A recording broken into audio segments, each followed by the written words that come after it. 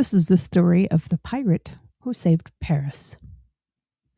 There's something unsettling about a man who survives everything that he should not, only to be taken by something that no one can fight. On April 27th of 1702, in the port city of Dunkirk, Jean Bart lay dying. This was not a battlefield, not a storm-torn deck, not the aftermath of cannon fire. It was a bed, a quiet room, and an illness tightening its grip. For a man who had lived through ambushes, escapes, and violent encounters at sea, the silence of that moment must have felt kind of strange. He had outrun ships, broken blockades, and humiliated enemies, but none of that mattered now. The sea, which had defined him, was not there at the end. To understand how unusual that ending was, you have to go back to where he started. Jean Bart was born Jan Bert in 1651 in a region where allegiance could shift as easily as the wind. His family was tied to the sea for generations, serving under different flags when necessary, chasing survival more than loyalty. This was not a polished upbringing by any means. It was practical, rough, and shaped by necessity. He learned early that the world did not reward hesitation, and it certainly did not reward those who waited for permission from someone else. When he first took to the water, he did so not as a noble officer, but as someone who had to prove himself with every decision that he made. When war broke out between France and the Dutch Republic, Bart made a choice that would define the rest of his life. He switched sides, not because of ideology, because opportunity demanded it. In the rigid structure of the French Navy, he faced a problem that could not be solved by talent alone. He was not born into nobility, which meant that he could not rise through the traditional ranks. So instead of trying to fit into a system that would not accept him, he stepped outside of it. He became a privateer, a man who fought for the crown but operated in a world that looked very different from formal Navy commands. Privateering was a strange space. It was legal, but only just. It blurred lines between national service and personal gain. Bart thrived in this space. He attacked enemy ships, he seized cargo, he disrupted trade routes with a precision that made him both valuable and very dangerous. Merchant captains learned to fear his name. Convoys that seemed secure could unravel in moments if Bart appeared on the horizon. He was not bound by the same expectations as a traditional officer, and that freedom allowed him to take risks that no one else would dare to attempt. One of the most remarkable aspects of his career was his ability to turn impossible situations into victories.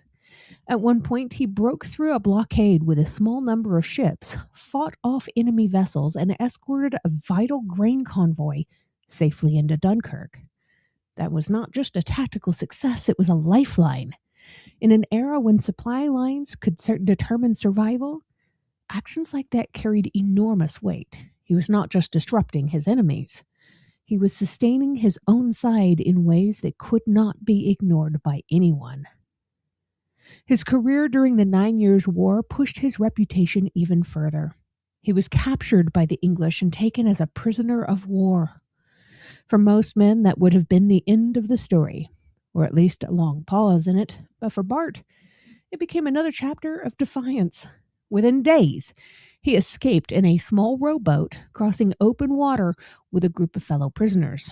That kind of escape required more than luck. It required timing, coordination, and a willingness to gamble everything on a narrow chance of success.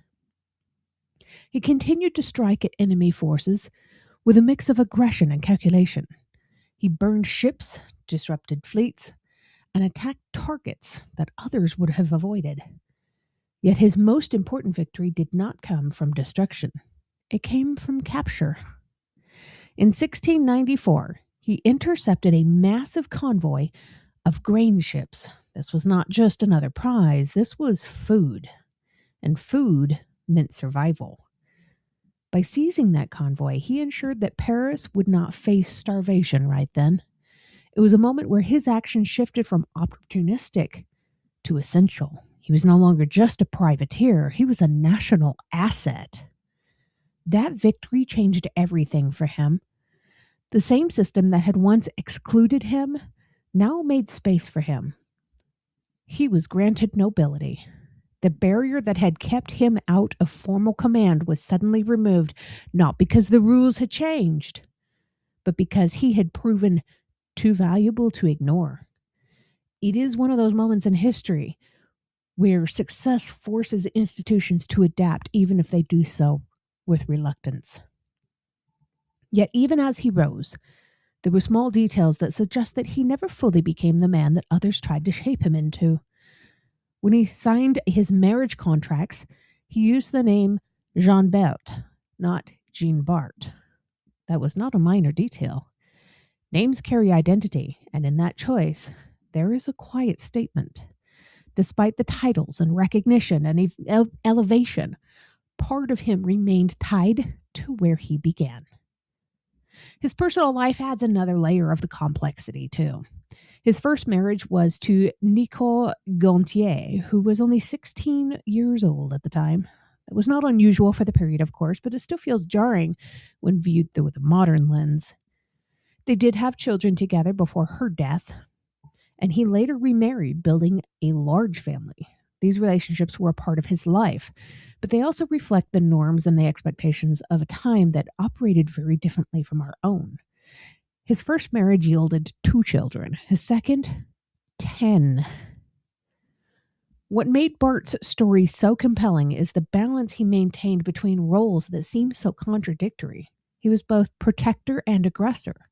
He safeguarded his nation's interests while attacking others. He was celebrated for actions that, under different circumstances, could have been condemned.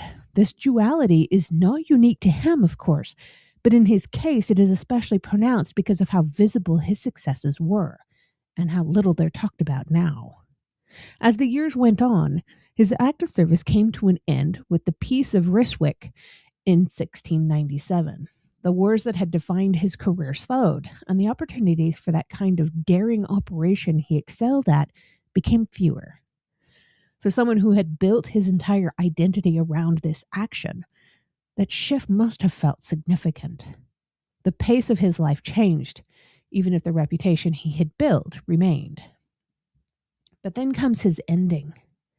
Not in battle, not at sea, but in a quiet room in 1702. Pleurisy, an illness that inflames the lungs, is what took him. There's something almost ironic about it.